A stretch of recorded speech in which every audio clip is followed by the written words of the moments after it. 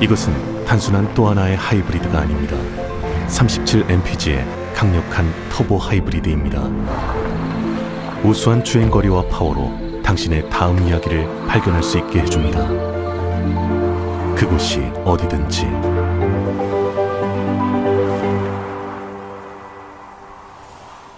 올류 소렌토 터보 하이브리드, 세계 최초의 스토리텔링 머신.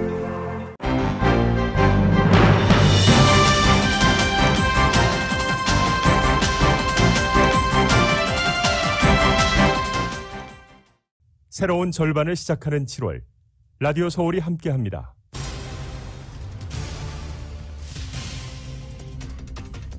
결국 LA 카운티의 코로나 바이러스 일일 신규 확진자 수가 2,000명을 넘어섰습니다. 어제 하루 2,551명의 신규 확진자가 보고됐습니다. 한편 코로나 팬데믹 상황이 1년 넘게 이어지고 최근에는 델타 변이까지 확산되고 있지만 캘리포니아의 주민 20%가량은 여전히 방역 수칙을 무시한 채 생활한 것으로 나타났습니다.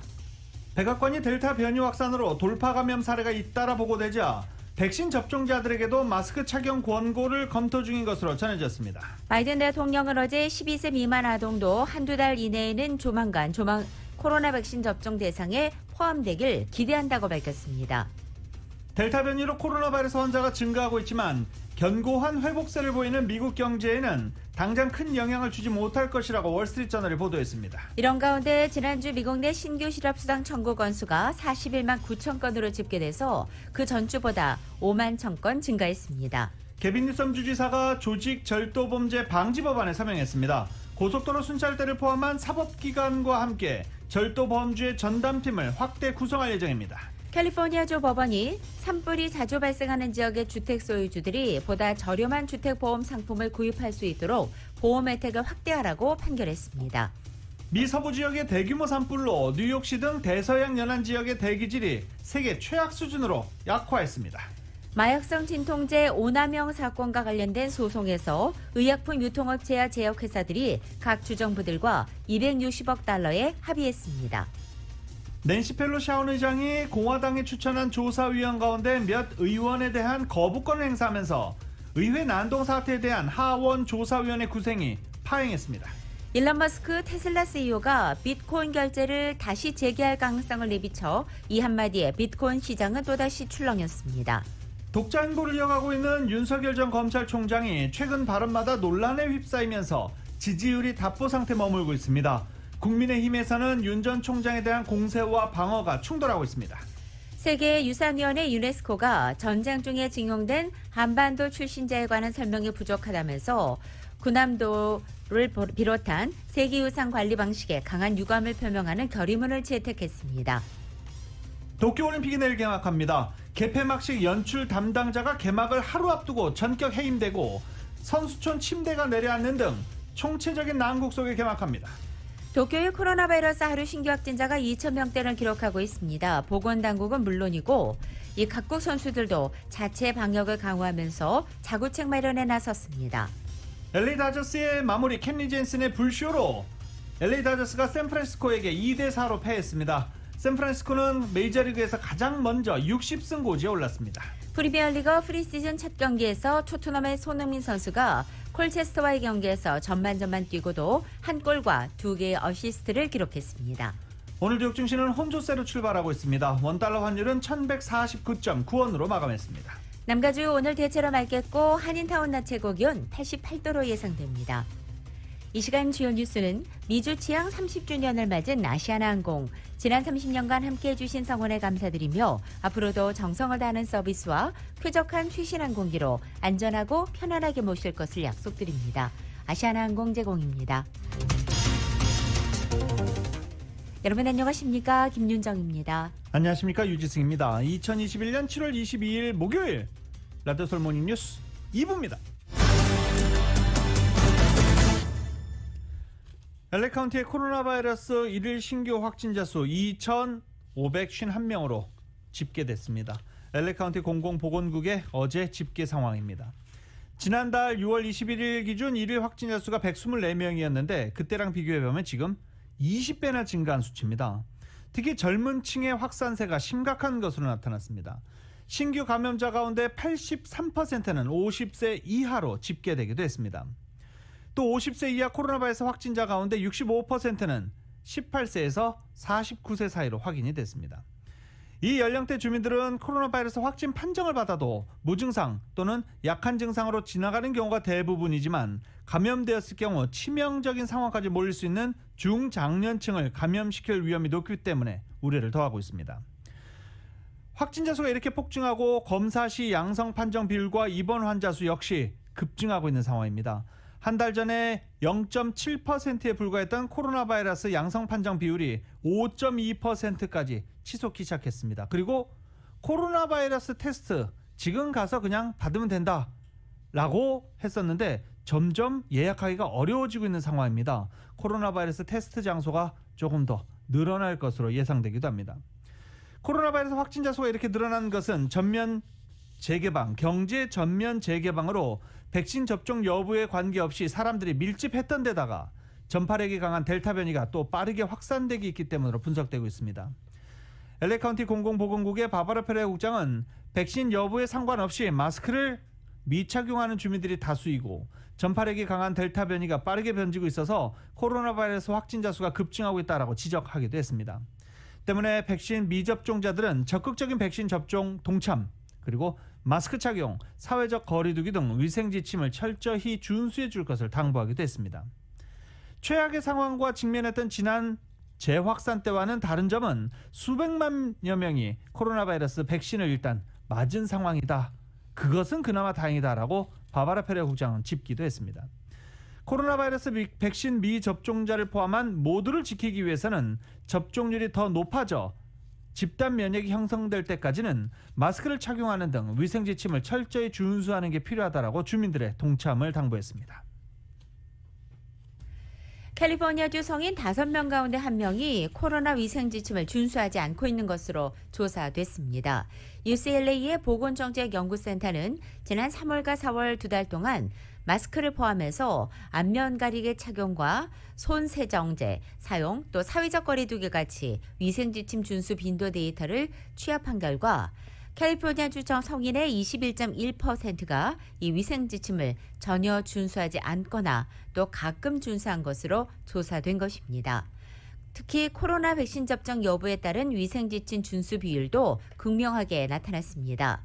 백신을 접종받지 않을 것이라고 답한 응답자 가운데 무려 45.5%가 위생 지침도 전혀 준수하지 않거나 가끔 준수했다고 답변했습니다. 델타 변이 확산에 따라서 감염자가 늘고 있는 가운데 백신을 맞을 수 없는 12세 미만의 어린이 환자가 급증하고 있는 것으로 나타나고 있습니다. 그동안 백신에 대해서 개인의 자유를 내세워와서 미온적이었던 공화당 지도부마저 이제는 백신 접종을 권고하고 나서고 있습니다. 백신 접종 속도가 올라갈지, 백신 접종 비율이 올라갈지 관심이 모아집니다. YTN입니다. 미국 소아과 학회는 지난주 어린이 감염자가 2만 3천여 명에 이르렀다고 밝혔습니다. 이는 지난달 말과 비교해 거의 2배로 증가한 수치입니다. 델타 변이 감염이 확산하면서 어린이들에게까지 영향을 미치고 있는 셈입니다.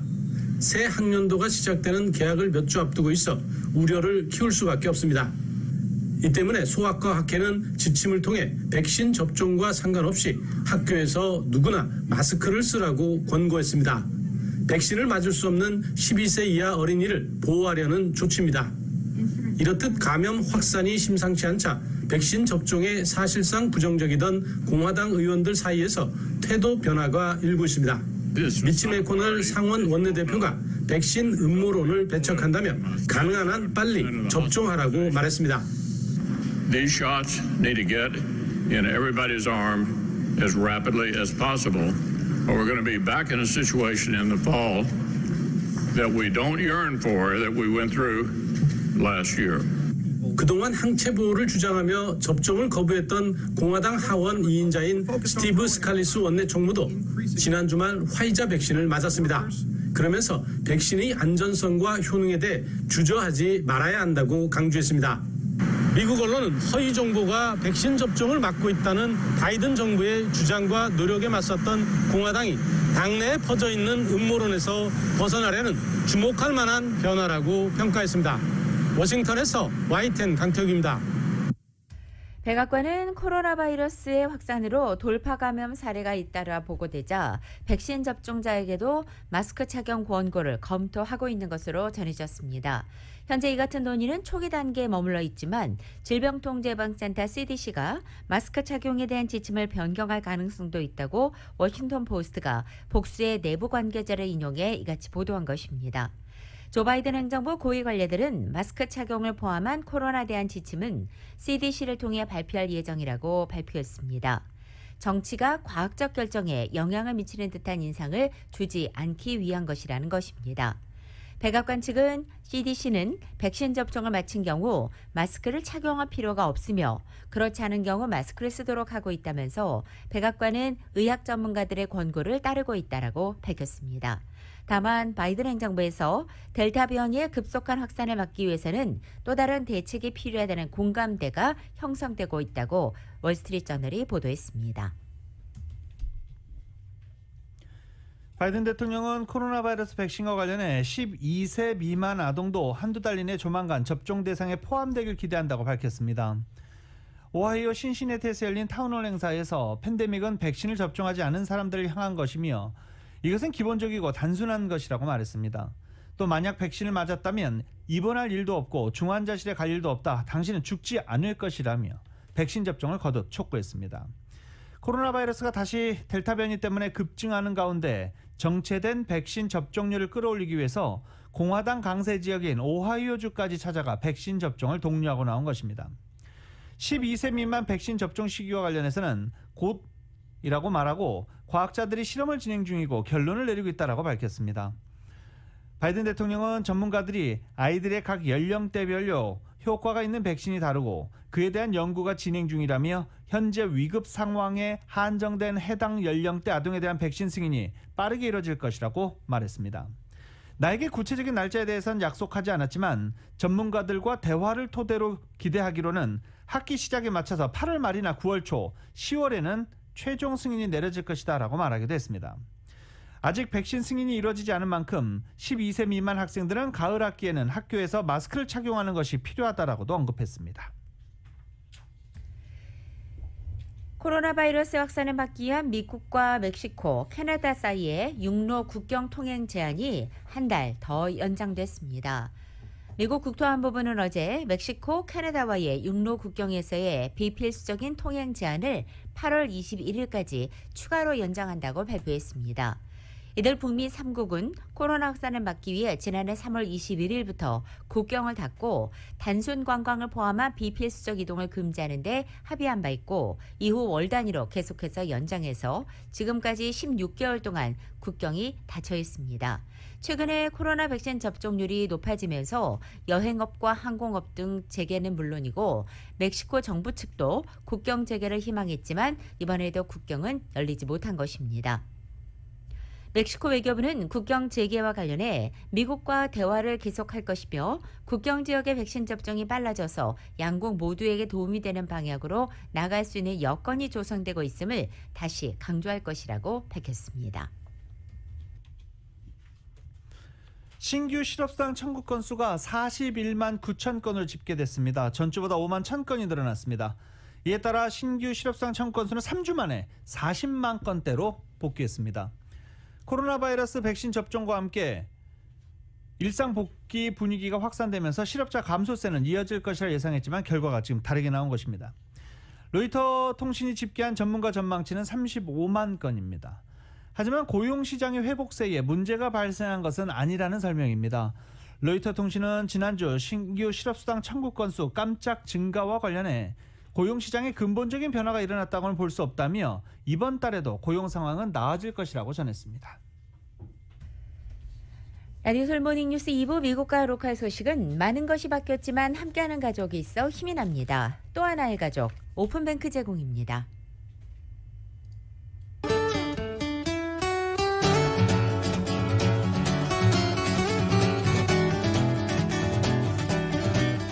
1월 22일 목요일 남가주의 날씨입니다. 남가주 오늘 대체로 맑은 날씨 보입니다. 하지만 각 지역에 따라 구름도 지나겠고 특히 산간과 사막 지역에는 오후 들어서 소나기 소식도 나와 있습니다.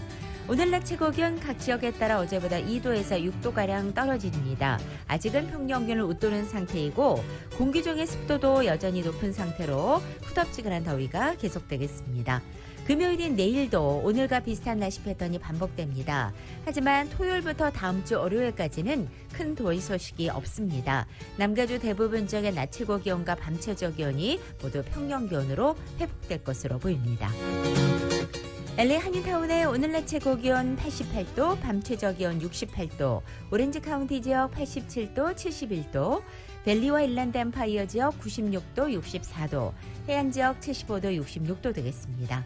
한국 오늘도 전국이 대체로 맑겠고 무더위도 계속됩니다. 서울의 오늘 아침 최저 기온 77도, 낮 최고 기온 99도 예상됩니다. 라디오 서울 모닝뉴스 2부 이 시간은 1250만 불 교통사고 최고 보상, 교통사고 전문 천재 변호사 리차드 호프만, 메디케어 시니어를 위한 전문의 허가가 아주 빠른 한인 최고 최대의 서울 메디칼 그룹, K5의 경쟁자는 K5 자신뿐, 터보 엔진을 장착한 기아 K5, 비즈니스에 힘을 드립니다. 당신의 비즈니스 뱅킹 파트너 CBB뱅크 공동 제공입니다.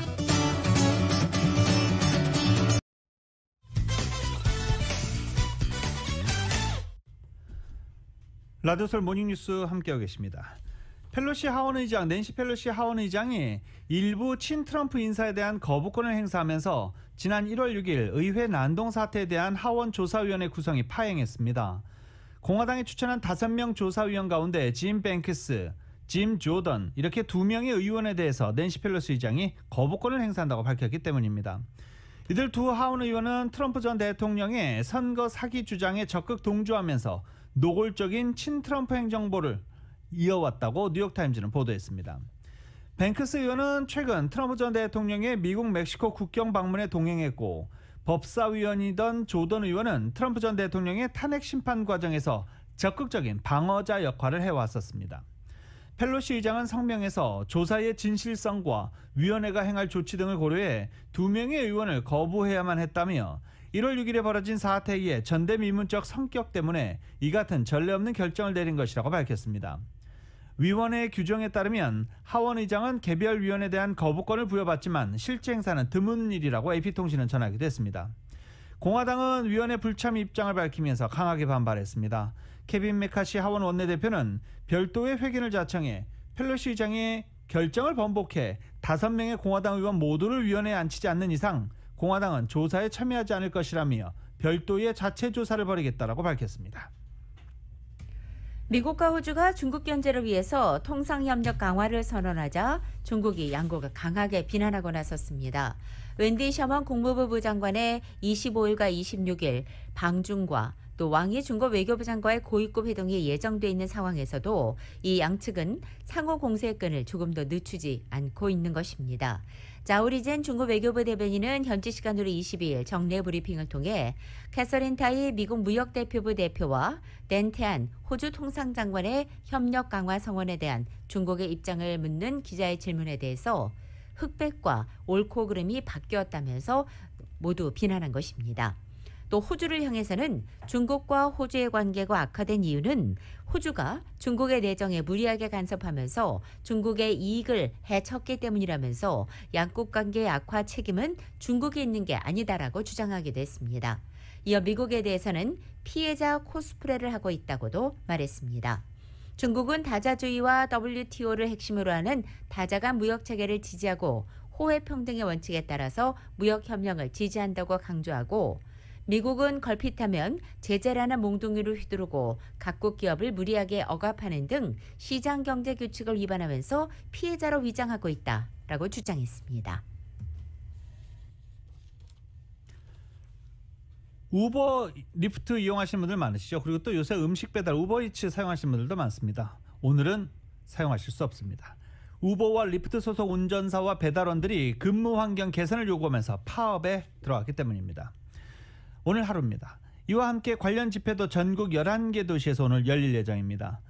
대기업 착취에 운전사들이 진저를 치고 있다며 임금 개선과 노동조합 결성 권리, 지위 보장을 위한 법안 등을 이 우버와 리프트 소속 운전자들이 요구하고 있습니다. 운전사 연합이 결성돼 있습니다. 이 연합단체는 운전사 및 배달원들이 겪는 부당한 처우들이 지난해 캘리포니아주에서 통과된 주민투표와 직접적인 연관이 있다고 주장하고 있습니다. 지난해 캘리포니아에서는 임시 고용 직원에게도 정직원 혜택을 주도록 규정한 법을 우버 등 공유업체 업체들에게도 적용하지 않는 내용의 주민투표가 통과된 바 있습니다. 파업 참가자는 회사는 우리에게 유연성, 투명성 등을 약속했다며 하지만 주민투표 통과 후 이런 내용이 지켜지지 않고 있다라고 주장했습니다. 이와 함께 기업들이 운전사 등을 착취하기 위해서 마일리지 비율 축소, 알고리즘 조작 등을 하고 있다는 주장도 함께 나왔습니다. 파업 참가자들은 최근 하원을 통과한 단결권 보호 법률이 문제 해결에 도움을 줄 것으로 보고 있는 상황입니다.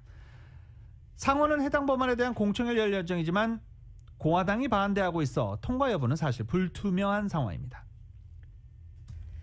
미 서부의 대규모 산불로 인해 동쪽으로 수천 킬로미터 떨어진 뉴욕시 등 대서양 연안 지역의 대기질이 세계 최악 수준으로 악화됐습니다. 어제 영국의 일간 가디언과 AP통신에 따르면 전날 아침 뉴욕시 맨해튼에서 대기질 지수가 157까지 치솟았습니다. 일반적으로 이 대기질 지수가 100을 넘으면 대기 오염이 건강을 위협하는 수준으로 간주되는데 이 기준을 벌써 훌쩍 뛰어넘었다는 것입니다. 이 뉴욕의 대기 오염 사건을 두고 뉴욕시의 대기질은 페루의 리마와 인도의 콜카타 같은 세계 최악 수준으로 악화됐다고 가디언은 보도하기도 했습니다. 뉴욕뿐만 아니라 필라델피아, 워싱턴 DC, 피츠버그, 토론토까지 북미 동부의 주요 도시들 역시 이와 비슷한 수준의 대기 오염을 겪고 있다고 덧붙였습니다.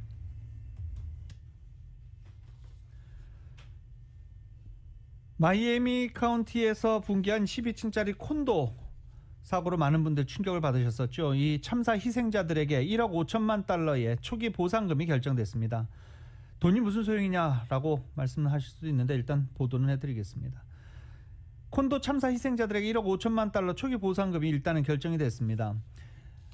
이 금액은 챔플레인 타워 사우스 건물 보험료 5천만 달러와 서브사이드 건물 매각 대금 1억 달러를 포함한 것입니다. 소유주뿐만이 아니라 방문객, 임차인들에게도 보상금을 받을 자격이 함께 주어질 것이라고 부연 설명되기도 했습니다. 이 초기 보상금은 참사와 관련해 제기된 소송과는 별도입니다. 고장난 아이폰을 반드시 애플 수리 매장에서만 고쳐야 하는 불편함이 개선될 수 있을지 주목됩니다. 미국의 경쟁당국인 연방거래위원회 FTC가 소비자들이 스마트폰 같은 기기들을 수리할 권리를 확대하는 방안을 검토하기로 했기 때문입니다.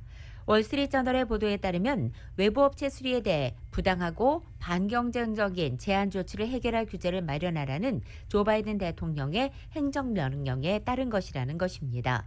FTC는 제조사들이 외부업체에 부품을 제공하지 않거나 또 수리를 어렵게 제품을 설계하는 등의 방법으로 소비자들이 고쳐 쓸 권리를 제한하고 있다고 보고 있습니다. FTC는 이런 제한 조치로 소비자의 비용 부담이 늘고 또 혁신이 저해되며 독립적인 수리점의 사업 기회도 박탈되고 있다고 말했습니다. 그동안 민간 소비자 단체나 외부 수리 전문 업체들은 이와 비슷한 주장을 해온 바 있습니다. 한편 애플은 현재 입장 표명을 거부하고 있습니다. 한인사회를 포함한 남가주 지역 이민자 권익단체들이 총집결해 연방법원의 청소년 추방유예 다카 제도 불법화 판결을 규탄하고 즉각적인 다카 신규 신청 복원과 이민 개혁을 촉구하고 나섰습니다.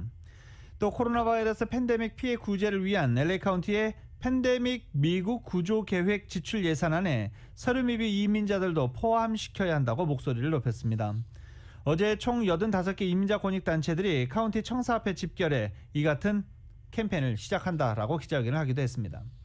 캠페인에는 한인 단체인 민족학교와 이웃케어, 키와 아시안 아메리칸 정의연대 등을 포함한 주류 한인, 이민자 및 소수계 권익단체들이 대거 참가했습니다. 이민자 권익단체들은 지난해 연방대법원의 판결로 시행이 유지되고 있는 다카 제도가 다시 연방지방법원에서 불법화된 것에 반발하며 추방유예 해당 이민자와 청소년들의 전면 구제, 시민권 보장을 위한 근본적인 이민개혁을 촉구했습니다. 이민자 단체들은 또 LA 카운티 슈퍼바이저 위원회에 미국 구조계획 지원금 등 팬데믹 관련 각종 지원책에서 소외돼 있는 서류미비 이민자들을 위한 예산도 포함해주고 프로그램을 확대해줄 것을 요구하기도 했습니다. 민족학교의 관계자는 LA 카운티에서 팬데믹 구호자금 계획에 모든 신분의 이민자들을 포함시키는 지원 내용이 없다라고 지적하기도 했습니다. 캘리포니아주 커뮤니티 칼리지들에서 인종학이 필수 과목으로 확정됐습니다. 캘리포니아 커뮤니티 칼리지 이사회는 지난주 공문을 통해 이 같은 결정을 내린 사실을 발표했고, 새로운 규정은 2022년 또는 2023년도 가을 학기부터 적용될 것으로 예상했습니다. 공문에 따르면 학부생들은 준학사 학위를 받기 위해서 흑인, 아시아계, 라틴계, 원주민의 역사 등을 다룬 인종학을 학기제의 경우 최소 3학점, 또 쿼터제의 경우 4학점을 이수해야 합니다. 이사회의 이 같은 결정은 지난해 게빈 뉴섬 주지사가 칼스테이트에서 인종학을 졸업을 위한 필수 과목으로 지정하는 법안에 서명한 데 따른 파급 효과라고 이 관계자들은 분석하고 있습니다. 코로나 바이러스 팬데믹 속에서 어려움을 겪고 있는 소매업체들을 두 번 올리는 조직절도범죄 고삐를 조이기 위해서 결국 주정부가 나섭니다. 정윤호 기자가 보도합니다. 점점 대담해지는 조직절도범들에 대한 단속과 처벌을 강화하기 위해 게빈 뉴섬 주지사가 21일 관련 법안에 서명했습니다.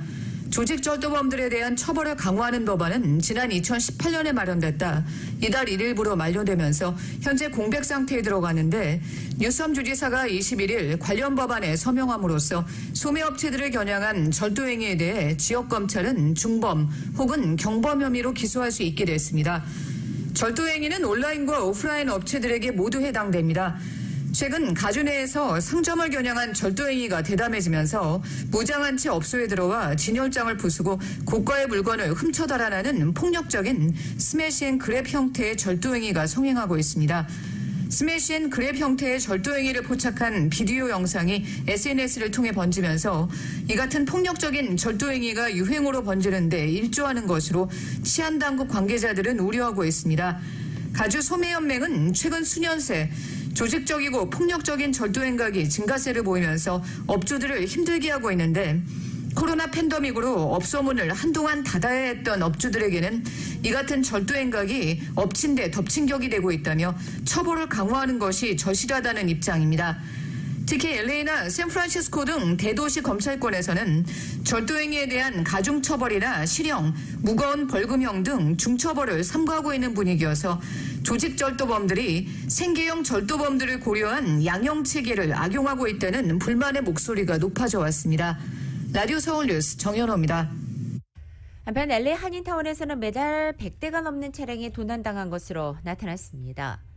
LA 경찰국 LAPD 자료에 따르면 올해 상반기 한인타운에서 총 769대의 차량 도난 신고가 접수됐습니다. 월 평균으로는 128대, 하루 평균 4대꼴입니다.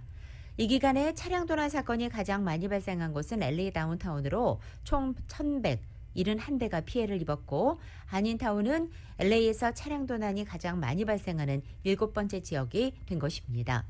LAPD 공보실에 따르면 차량 도난 사건은 LA시 전체 범죄의 약 18%를 차지하고 있다고 말했습니다. 또 수사 관계자들은 범죄자들은 보통 1분 내 자동차를 훔쳐갈 수 있다며, 지난 5년간 가장 많이 도난을 당한 차량은 1980년 후반부터 90년대 초반에 생산된 토요타 캠리, 혼다 시빅, 혼다 어코드 모델이라고 밝혔습니다. 캘리포니아 정부가 실업수당 사기 전담 수사팀을 꾸리고 전직 연방검사를 고용했습니다.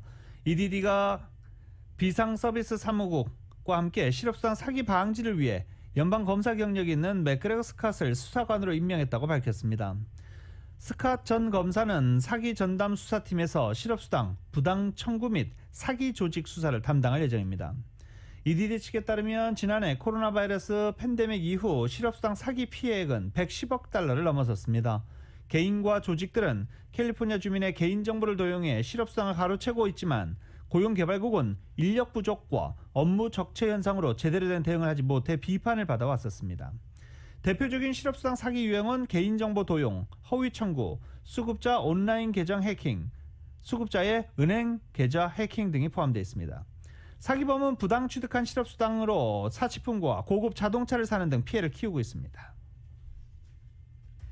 캘리포니아주 법원이 산불 빈발 지역에 거주하는 주택 소유주들이 보다 저렴하게 주택보험을 구입할 수 있도록 페어 보험 플랜 커버리지를 확대하라고 판결했습니다. 최근 대형 산불로 인해 캘리포니아 전역에 수천 채 가옥이 피해를 입었고 보험회사들은 이 주택 소유주들의 주택보험 커버리지를 갱신하지 않았습니다. 따라서 소유주들은 산불 빈발 지역 주택 소유주들을 차별하지 않는 페어 플랜으로 몰리기도 했습니다. 한편 페어 플랜은 커버하지 않는 이 상해, 도난보험을 별도로 구입해야 하는 상황이 됐고 주택 소유주들의 보험료 부담은 그만큼 커졌습니다. 전통적인 주택보험은 산불, 자연재해 외에도 집안에서 발생하는 각종 사고에도 보험 커버를 해주고 있습니다. 페어 플랜도 전통적인 주택보험이 커버하는 모든 피해 보상까지 커버리지를 확대하도록 지난해 리카르도 라라 캘리포니아주 보험국장이 명령했지만 페어 플랜 협회 측은 이것은 불법이라면서 소송을 제기했고 이에 대해 이번 판사가 가주 보험국장의 손을 들어준 것입니다. 남가주 한인 공인회계사 협회장 2위 취임식이 열렸습니다. 이외에 타운 소식 이은 기자가 정리합니다. 21일 열린 남가주 한인 공인회계사 협회장 2취임식에서 알버트 장 공인회계사가 39대 신임 회장으로 취임했습니다. 저스틴 오 전 회장에 이어 지난 7월 1일부터 남가주 한인 공인회계사협회 신임 회장직을 역임하고 있는 알버트 장 CPA는 이날 취임식에서 지난 팬데믹 기간 동안 주로 온라인으로 진행되었던 행사들을 앞으로 온라인과 오프라인으로 병행해가며 활성화시키고 8월 말에는 골프대회도 개최할 계획이라고 밝혔습니다. 장기적으로는 한인 공인회계사협회의 세대 교체를 위해 다방면으로 모색하겠다고 소감을 밝혔습니다. 이제는 CPA 협회도 세대 교체를 생각하면서 이제 새로운 패러다임을 향해서 발전돼야 되는 그런 시점이라고 생각해서 젊은 회계사들과 또 여러 가지 커뮤니티 리더들과 좋은 관계를 가지고 발전적인 관계를 만들어 보려고 계획하고 있습니다. 또 제가 어떻게 보면 젊은 세대를 대표하는 그런 모습으로 정말 열심히 해서 커뮤니티 안에서 또 공인회계사들이 발전할 수 있도록 정말 노력을 할 거고요.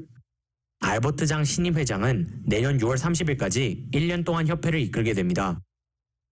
수석부회장은 전석호 전 LA 한인상인 회장이 맡았습니다.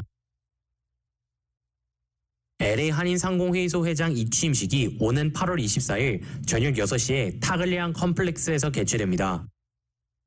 LA 한인상의 45대 회장은 44대 강일환 회장이 연임하며 브라이언트 정 이사장이 단독 출마로 선출되었습니다.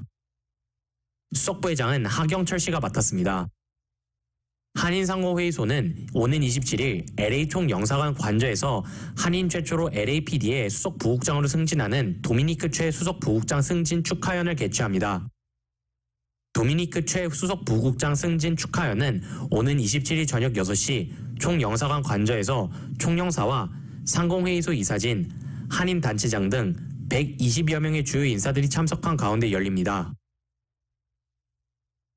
뱅크 오브 호프가 출범 5주년을 앞두고 신규 비즈니스 체킹 계좌 $500 캐시 보너스 행사를 연장합니다. 6월부터 시행해온 신규 체킹 계좌 $500 캐시 보너스 행사는 뜨거운 호응 속에 신청이 조기 마감됐지만 뱅크 오브 호프는 출범 5주년을 맞아 캐시 보너스 혜택을 오는 9월 30일까지 연장하기로 했습니다. 대상은 현재 뱅크 오브 호프에 비즈니스 체킹 계좌가 없는 신규 고객 혹은 기존 고객으로 $500의 캐시 보너스를 받기 위해서는 신규 예치금으로 비즈니스 체킹 계좌 개설을 해야 하며 계좌 개설일로부터 90일 이내에 비즈니스 온라인 뱅킹에 등록하고 계좌 등록 후 스테이트먼트를 신청하고 데비카드 신청 후 최소 1회 이상 구매 결제를 하거나 ATM에서 입출금을 해야 합니다. 라디오 서울 뉴스 이은입니다.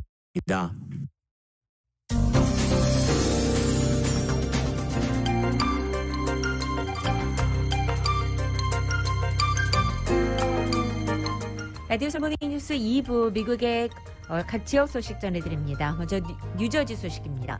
이 코로나 바이러스 델타 변이 확산으로 인해서 뉴저지 어린이들에 대한 감염 우려가 커지고 있고, 이에 따라 올 가을 학기 뉴저지 학교 내 마스크 착용에 대한 논란이 가열되고 있다는 소식입니다. 주디 퍼시칠리 뉴저지주 보건국장은 최근 13세 이하 미성년자의 코로나 확진율이 높아지는 추세라면서 델타 변이 확산이 어린이들에게 미칠 영향에 대해 주시하고 있다고 말했습니다. 뉴저지주에서는 올 봄학기까지는 주 전체 학교에서 마스크 착용이 의무화됐지만, 지난달 머피 주지사가 올 가을 학기 학교의 안전지침을 발표하면서 100% 대면 수업을 진행하고 교내 마스크 착용 여부는 각 학교 재량에 맡긴다고 발표한 바 있습니다. 빌드블라지오 뉴욕 시장이 맨하튼 교통 혼잡세를 최대한 신속히 시행해야 한다고 촉구했습니다. 교통 혼잡세 시행으로 발생되는 150억 달러를 대중교통 시스템 개선에 투자하면 교통체증 완화는 물론 대기질 개선에도 도움이 될 것이라며 메트로폴리탄 교통공사의 조속한 시행을 요구했습니다. 메릴랜드주의 차량 증가율이 코로나 사태 이전 수준으로 회복되고 있습니다. 메릴랜드 교통부는 지난 7월 첫째 주 메릴랜드 고속도로 교통량이 2019년 같은 기간에 비해 0.4% 증가했고, 버지니아를 잇는 고속도로 교통량은 하루 평균 20여만 6,851대 차량으로 2019년보다와 0.26% 늘었다고 발표했습니다. 주내의 다리 이용료와 통행료도 팬데믹이 시작된 지난 3월 이후 2019년도의 수치를 넘어섰다고 발표했습니다. 버지니아 맥클린 지역을 중심으로 하는 페어팩스 카운티 한 학부모 단체가 온라인 수업에 반대한 페어팩스 카운티 교육위원회에 대한 해임을 법원에 요청했습니다. 1년 동안 대면 수업을 반대하면서 비대면으로 수업을 진행한 것에 대해 해임을 요청하는 탄원서를 제출한 것입니다. 이 단체는 해임을 위한 주민 소환에 3,500명의 서명이 필요하지만 5,000명의 서명이 제출됐다고 밝혔습니다. 샌프란시스코 베이 지역의 홈리스 쉘터에서 코로나 집단 감염이 발생하고 있습니다. 이달 초 산타로사 사무엘 존스 홀 홈리스 쉘터에서 코로나 확진자 156명이 나온 가운데 알라메다에 있는 카운티 홈리스 쉘터 집단 감염이 보고된 것입니다. 이달 초 입소자 156명이 코로나에 확진됐거나 감염이 의심됐고, 이 가운데 6명은 병원에 입원했습니다. 확진자 대부분은 백신을 맞았지만 쉘터 특성상 여러 사람이 함께 먹고 자는 생활 환경이 이 집단 감염에 큰 영향을 끼친 것으로 조사됐습니다. 지난 1년 동안 코로나 바이러스 팬데믹과 범죄로 움츠러들었던 샌프란시스코의 관광 경기가 살아날 기미가 보인다 라는 보도입니다. 때문에 샌프란시스코시와 경찰이 관광객을 위한 안전대책을 세우고 있는 것으로 전해졌습니다. 샌프란시스코 경찰의 관광 대치 계획은 시 경제 재건을 위해서 관광객과 상점들을 범죄로부터 보호하기 위한 안전 대책입니다. 시애틀을 비롯해 각 시정부는 물론이고 워싱턴 주정부 차원에서도 렌트를 체납한 세입자에 대한 강제 퇴거를 금지하고 있는 가운데, 오히려 집주인으로부터 퇴거 명령을 받는 저소득 세입자가 늘어났다는 분석이 나왔습니다. 워싱턴 대학이 최근에 저소득층 세입자 25명을 직접 인터뷰하고 410명의 세입자를 대상으로 설문조사한 결과 이같이 나타난 것입니다. 응답자 가운데 16%는 집주인으로부터 집을 비워달라는 문자 메시지, 이메일, 전화 또는 직접 요구를 받았다고 밝혔습니다. 이렇게 퇴거 요구를 받은 비율은 코로나 팬데믹 이전이었던 2019년도 9%였던 것에 비해서 7%포인트 증가했습니다. 시애틀의 한인 생활상담소가 코로나 바이러스 팬데믹으로 생활이 힘든 한인 가정들에게 모두 8만 달러의 긴급 생활 구제기금을 전달한 것으로 나타났습니다. 정부로부터 펀드를 받아서 한인들에게 공정하게 전달했다라고 발표했습니다. 지금까지 미 전국 주요 대도시 소식이었습니다.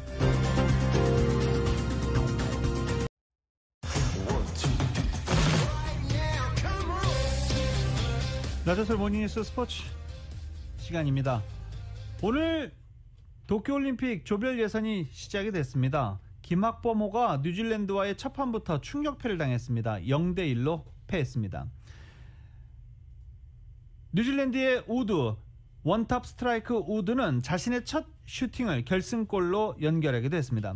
뉴질랜드는 세 번째 올림픽 본선 무대에서 한국을 잡고 뉴질랜드 올림픽 축구 역사상 첫 승리를 따내게 됐습니다. 반면 한국은 뉴질랜드와 올림픽 대표 간의 대결에서는 첫 패배를 떠안으면서 역대 전적 3승 1패가 되기도 했습니다. 1패를 조별리그부터 떠안은 김학범호는 온두라스를 1대0으로 이긴 루마니아와 2차전을 치르게 됩니다. 도쿄올림픽 개막식을 하루 앞둔 현지 시간으로 22일 일본의 코로나 신규 확진자가 5,000명을 돌파했습니다.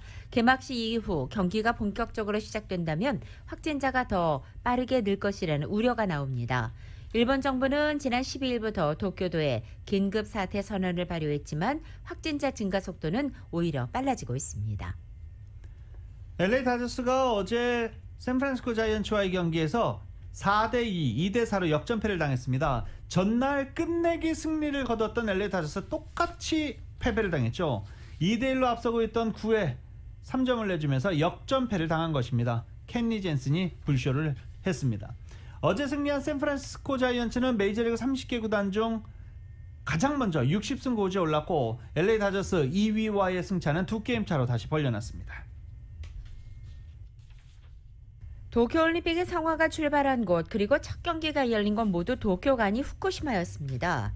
이 최악의 원전 사고를 이겨낸 상징으로 올림픽을 열고 싶었던 일본의 구상은 이 코로나 확산 속에 허무하게 무너지고 있습니다. YTN입니다. 후쿠시마에서 출발한 성화. 이번 올림픽 공식 첫 경기 역시 후쿠시마에서 열렸습니다. 그만큼 일본 정부는 최악의 원전 사고를 극복했다는 이미지를 세계에 알리고 싶었던 겁니다. 정작 후쿠시마에서는 올림픽 분위기를 찾아보기 어렵습니다. 관중 없이 경기가 열리면서 시내에서 10km 이상 떨어진 경기장은 출입이 통제되고 있습니다. 지금 이곳 아즈마구장에서는 일본과 멕시코의 소프트볼 경기가 열리고 있습니다. 응원의 함성이 사라진 경기장은 올림픽을 실감하기 어려울 정도로 한산합니다. 방역 대책 때문에 경기를 마치고 온 선수들에게 먼 발치에서 손을 흔드는 것이 고작입니다. 과연 부흥을 이룬 것인지 의문이라는 목소리도 나오고 있습니다. 원전 사고 이후 10년, 올림픽을 계기로 활기를 되찾길 기대했지만 주민들의 바람이 이루어지기까지는 시간이 더 필요해 보입니다. 일본 후쿠시마에서 YTN 이경아입니다. 전염병으로 인한 초유의 대회 연기부터 끝없는 취소 논란까지 완전히 다른 올림픽입니다. 일단 개막식 때 6만 8천여 명 수용 규모의 국립경기장 관중들 받지 않아서 텅텅 비게 됩니다. 귀빈과 대회 관계자만 참석하기로 했는데 참석하지 않는 귀빈들도 상당히 많지요. 이에 따라 역사상 가장 조용한 올림픽 개막식이 될 예정입니다. 개막식 꽃으로 뽑히는 선수단 입장도 단출해집니다. 선수단 입장 인원수에 제한을 두진 않았지만 각국 선수단이 최소한의 인원만 입장하는 것을 검토하고 있습니다. 354명을 파견한 한국은 선수단 그리고 관계자 딱 32명만 선수단 입장에 나설 계획입니다. 개막식 행사 또한 대폭 축소됩니다. 동일본 대지진 그리고 쓰나미 희생자, 전 세계 코로나 사망자를 추모하는 시간이 마련될 것으로도 보여집니다. 올림픽 전체 일정의 96% 경기가 무관중으로 진행되기 때문에 선수들 조용한 상황에서 메달 다툼해야 합니다. 시상식도 침묵 속에 진행됩니다. 선수들은 마스크 쓴 채 참석해서 메달도 스스로 목에 걸어야 하고 기념 촬영을 위한 포옹, 어깨동무, 세레모니를 위한 메달 깨물기, 악수 모두 금지됩니다. 그리고 경기를 마친 선수들, 예전에는 선수들 경기 마치면 관광도 좀 하고 다른 각국의 선수들과 친해지기도 하고 그리고 또 그 안에서 사랑이 싹트기도 하고 48시간 안에 경기를 마친 선수는 도쿄를 떠나야 됩니다. 개인 일정을 끝내면 다른 경기장 선수들의 응원하는 모습 볼 수 없어집니다. 코로나 상황이 최악으로 치달으면서 올림픽 중도 취소 가능성까지 제기된 가운데 마스크와 함께 역사상 가장 희한한 도쿄올림픽이 내일 펼쳐집니다.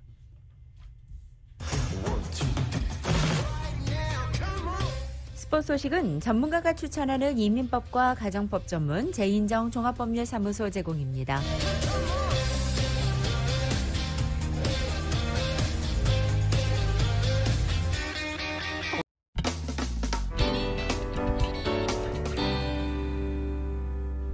라디오 서울 모닝뉴스 함께하고 계십니다. 또 비트코인이 들썩이고 있습니다. 이 사람 때문입니다. YTN입니다. 가상화폐 컨퍼런스 더 비워드의 온라인 패널로 참석한 일론 머스크는 가상화폐 비트코인의 장점을 강조했습니다. It's fundamentally an information system, so I think it makes sense to support something that improves the quality of information with which we conduct the economy, and Bitcoin is a candidate for that. 그러면서 테슬라의 비트코인 결제 재개 가능성을 밝혔습니다. 비트코인 채굴의 재생에너지 사용 비중이 증가해 친환경적으로 바뀐다면 테슬라가 비트코인을 다시 받을 것이라고 말했습니다. 다만 비트코인 채굴이 많은 에너지를 소비해 환경에 좋지 않은 영향을 미친다는 입장은 고수했습니다. But as I said publicly, we do need to watch out for crypto taking, especially Bitcoin, using proof of work to maybe use energy that's maybe a bit too much. 머스크는 또 비트코인과 도지코인 외에 이더리움 등 세 종류의 가상화폐를 개인적으로 보유하고 있다는 사실도 함께 공개했습니다. 비트코인을 처분한 적이 없고 비트코인이 하락하면 자신도 돈을 잃는다며 비트코인이 성공하는 것을 보고 싶다고 말했습니다. 머스크의 긍정론에 가상화폐 가격은 급반등했습니다. 전날 3만 달러 아래로 떨어졌던 비트코인은 7% 이상 올랐고 머스크가 보유하고 있다는 이더리움과 도지코인 또한 9% 이상 상승했습니다. 지난 5월 환경 문제를 이유로 테슬라의 비트코인 결제를 돌연 중단하고 대안으로 도지코인을 띄웠던 머스크의 말 한마디에 가상화폐 시장이 출렁이고 있습니다. YTN 이동헌입니다.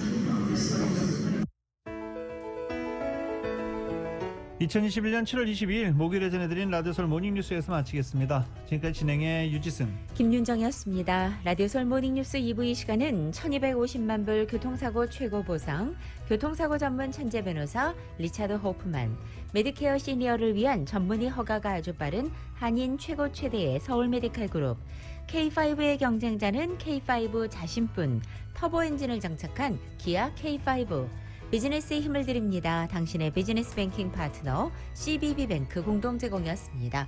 잠시 후 9시에는 강희신의 오늘의 미국이 방송됩니다. 함께해 주신 여러분 고맙습니다.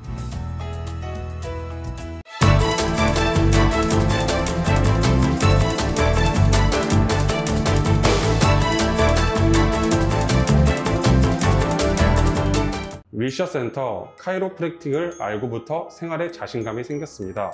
엑스레이와 초음파 등 정밀 검사 후 치료를 하니까 정말 믿을 수 있어요. 카이로프랙틱은 지압이나 물리치료와 다릅니다. 척추를 중심으로 신경과 근육을 재정비해 몸의 시스템을 건강하게 돌려놓는 것입니다. 경험 많은 전문의와 테라피스트들이 일군 명성, 윌셔센터 카이로프랙틱. 당신의 삶의 질을 높여드리는 윌셔센터 카이로프랙틱.